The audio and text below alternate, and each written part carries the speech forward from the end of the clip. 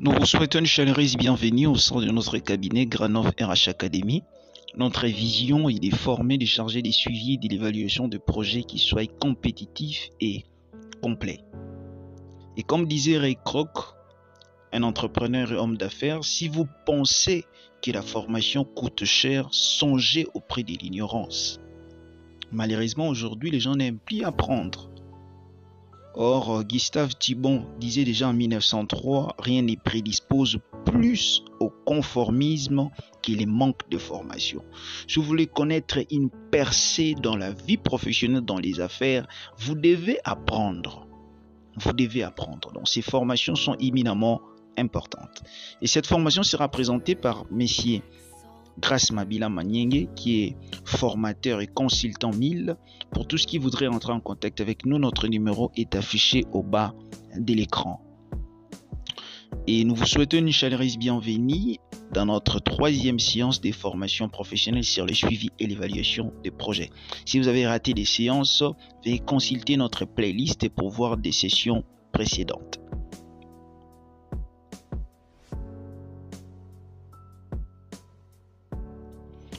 Aujourd'hui, nous allons parler des caractéristiques d'un projet.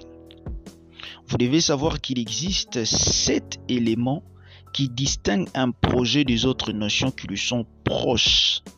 Nous avons 7 caractères d'un projet, à savoir un projet doit avoir un ensemble d'activités. Deuxièmement, un projet doit avoir des objectifs spécifiques. Troisièmement, un projet doit avoir un début et une fin. Quatrièmement, un projet doit avoir des paramètres et des performances définis d'avance. 5. Un projet doit être unique et innovant. 6. Un projet doit avoir des ressources. 7. Un projet doit être toujours complexe. Nous allons voir beaucoup plus en détail tous ces éléments. Parlons de la première caractéristique, un projet doit avoir un ensemble d'activités.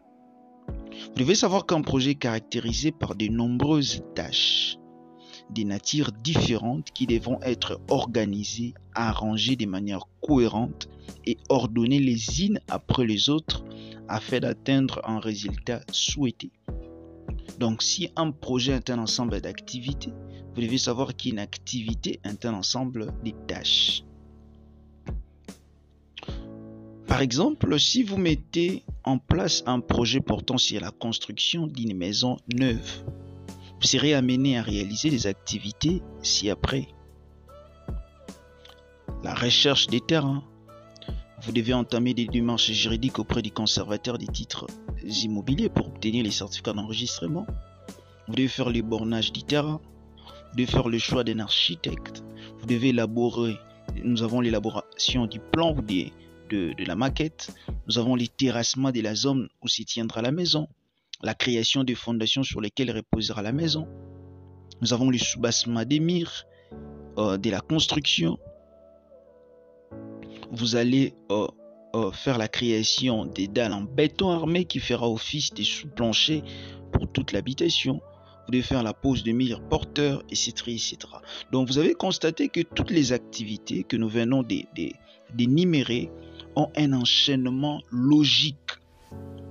Donc, lorsque vous mettez en place, vous devez savoir que dans ces projets-là, il y a un certain nombre d'activités qui doivent se suivre de manière logique. Deuxième caractéristique, un projet doit avoir des objectifs spécifiques.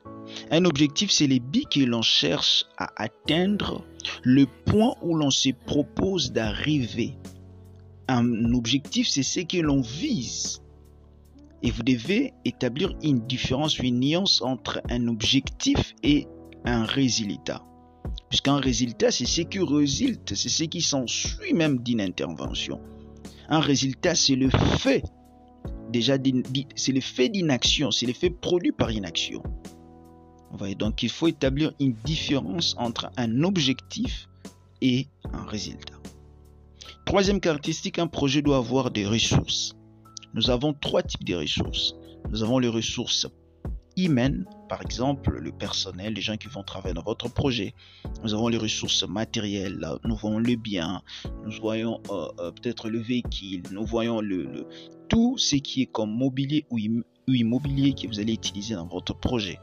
Nous avons les ressources financières. Là, nous voyons le budget. On ne peut pas parler d'un projet sans qu'il y ait un budget. Donc, c'est fondamental et c'est important.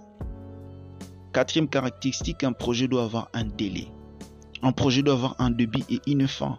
Un projet s'inscrit toujours dans une durée. Un projet, malheureusement, aujourd'hui, nous constatons qu'il y a plusieurs projets sans fin. Vous voyez, quelqu'un te dit que j'ai un projet, vous lui demandez que c'est un projet exécuté selon quelle échéance, la personne ne sait pas. Ça, c'est pas un projet. Cinquième caractéristique, un projet doit avoir des paramètres et des performances définis à l'avance. Vous voyez, on doit déjà savoir en avance comment est-ce qu'on saura que ce projet ici est efficace, que ce projet ici peut atteindre les objectifs. On doit déjà définir ces paramètres-là bien en avance. On va y revenir lors de nos prochaines sessions. Cinquième caractéristique, un projet est toujours complexe. Donc, lorsque nous disons qu'un projet est complexe, nous ne disons pas qu'un projet doit être compliqué. Vous devez savoir qu'un projet va faire appel à des ressources, à des moyens, à des compétences qui ne sont pas toujours placées généralement sous une seule et même. Septième caractéristique, un projet doit être unique et innovant. Il n'y a pas des projets identiques. Malgré des similitudes, chaque projet comporte des novations. Donc, un projet ne doit pas être une copie-collée d'un autre projet. Vous ne devez pas faire le mimétisme parce que, en réalité, les situations changent.